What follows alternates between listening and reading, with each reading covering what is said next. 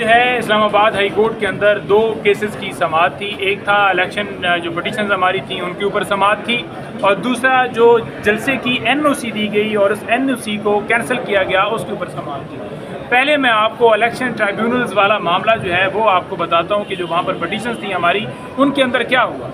आज अल्हम्दुलिल्लाह आज जो रिमार्क्स थे अदालत के वो वाज़िया तौर पर जो पूरी कौम देख रही थी, जो वहाँ पर साफ़ी देख रहे थे, जो वहाँ पर वो फॉर्म 47 वाले देख रहे थे, उन रिमार्क से आप अंदाज़ा लगा सकते हैं कि अल्हम्दुलिल्लाह ये हमारी जीत है। क्योंकि आज जिस तरह से फॉर्म 47 वाले वहाँ पर पेश हुए और उन्होंने कहा जी हमें वक्त दिया जाए, वो कह रहे हैं जी वक्त दें। अदालत ने कहा है कि हमने कानून के मुताबिक केस चलाना है, ना कि आपकी मंशा के मुताबिक चलाना है। एक तो जुर्माना किया गया 20,000 एक जो है फॉर्म 47 के MNA को, और 30,000 एक फॉर्म 47 के MNA को, और साथ में आज खुर्रम नवाज से फॉर्म 45 मंगवा लिए गए हैं। उन्होंने अदालत ने कहा है कि आप फॉर्म 45 लेकर आएँ, ये आपके पास आखिरी मौका है। ये फॉर्म 45 लेकर नहीं आ रहे थे, जो ही फॉर्म 45 आएंगे अदालत के अंदर इंशाअल्लाह ताला जीत हमारी है। और इन फैसलों से जो इस्लामाबाद हाई कोर्ट में, इन फैसलों से सिर्फ इस्लामाबाद की 3 सीटें नहीं, ये पाकिस्तान भर में जहाँ जहाँ डाका डाला गया है हर जगह के ऊपर ये मामला अफेक्ट करेगा और तमाम सीटें हमारी वापस मिलेगी इंशाअल्लाह ताला। क्योंकि इस्लामाबाद हाई कोर्ट में जिस तरह से आज समाअत की गई और तारिक फजल चौधरी खड़े हो गए, कहते हैं जी कि इस केस के अंदर समाअत ज़्यादा लंबी मुलतवी की जाए, मैंने वकील एंगेज करना है, मैंने जवाब जमा करना है। अब बात ये है कि पिछली डेट के ऊपर ही कह दिया गया था कि वकील चेंज हो गया है, और जब चेंज हो गया था तो आपने अभी तक क्यों नहीं किया? क्योंकि वो लिंगर ऑन करना चाहते थे, लेकिन अदालत ने उसकी इस्तदा मुस्तरद की और दौरान समाअत जो तारिक फजल चौधरी के वकील हैं उसकी सरजनिश भी की कि आपका इसके अंदर वकालतनामा नहीं है और आप इसमें चुप रहे, वो और केस में बोल रहे थे। और समाअत जो है वो परसों के लिए मुलतवी की गई, जहाँ पर शुएब शाहीन वाला हल्का है, बुखारी वाले हल्के के अंदर कल तक मुलतवी की गई है, और जो तीसरे हमारे अमर मुगल साहब हैं उनके हल्के की समाअत जो है वो जुमरात को मुलतवी की गई है। लेकिन इसके अंदर मैं आपको क्लियर कर दूं कि फॉर्म 45 का आखिरी मौका दिया गया है, जो 7 दिन के अंदर जमा करवाने होते हैं, और ये चाहते हैं कि 5 साल तक ना हो, आखिरी मौका है और इस मौके के अंदर रहते हुए इन्होंने जमा करवाने हैं। अगर नहीं करवाएंगे तो फिर अदालत उसके ऊपर जो एक्शन लेगी वो तो सामने आज हम देख रहे थे, लेकिन एक दूसरी सूरत जो दूसरी तरफ हम देख रहे हैं, सुनने में आ रहा है, अभी एक भाई ने ट्वीट किया है कि वो तीनों जो हैं MNAs जो हैं जो फॉर्म 47 के हैं वो अपने हलकों से इस्तीफ़ा दे रहे हैं। देखें, अगर ये इस्तीफ़े की तरफ जाते हैं तो ये इनका एतराफ़ जुर्म होगा, ये इनका एतराफ़ जुर्म होगा, ये इस जुर्म का एतराफ़ करेंगे, क्योंकि सच्चा आदमी कभी भागता नहीं है, झूठा आदमी भागता है। मैं ये समझता हूँ कि इनकी सियासत के लिए, बल्कि सियासत तो इन्होंने पहले ही ख़त्म कर दी जब इन्होंने सीटें एक्सेप्ट कर ली, क्योंकि ये हारे हुए थे। और दूसरी समाअत हुई है जलसे के हवाले से। इंशाअल्लाह ताला तहरीक इंसाफ इस मुहर्रम के बाद जलसा करने जा रही है। अदालत में आज समाअत हुई है तौहीन अदालत की दरख्वास्त के ऊपर, और अदालत ने के अंदर ये मामला जब रखा गया है कि ये DC ने NOC जारी की और कमिश्नर ने NOC मुअत्तल की। अदालत ने कहा है कि आप नई फ्रेश पटिशन दायर करें, उस पटिशन के बाद जो है वो उसके ऊपर सुनवाई होगी।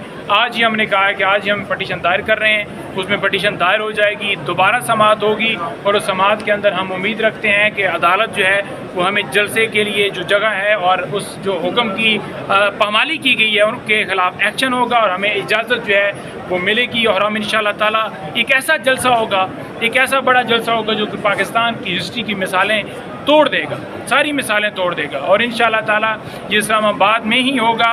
इस्लामाबाद के अलावा हम सरगोदा में भी जलसा करने जा रहे हैं, इंशाअल्लाह ताला वहाँ भी जलसा होगा। और पंजाब के मुख्तलिफ शहरों में आप देखेंगे कि शेड्यूल आ रहा है। इंशाअल्लाह ताला तहरीक इंसाफ मुनज़्ज़म है, मुत्तहिद है, और पाकिस्तान तहरीक इंसाफ इमरान खान की क़यादत में ये भरपूर जलसा जो है वो करेंगे।